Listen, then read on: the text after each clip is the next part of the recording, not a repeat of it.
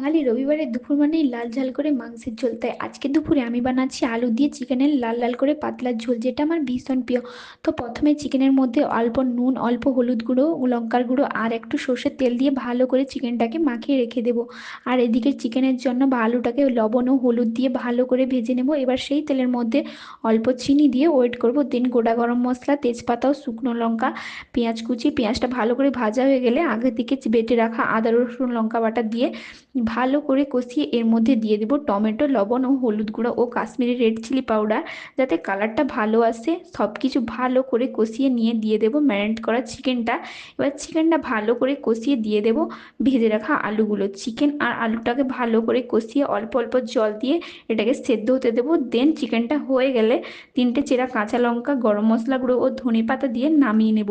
ব্যাস তৈরি লাল লাল করে মাংসের ঝোল। কেমন লাগলো অবশ্যই জানিও। দেখা হচ্ছে নেক্সট ভিডিওতে।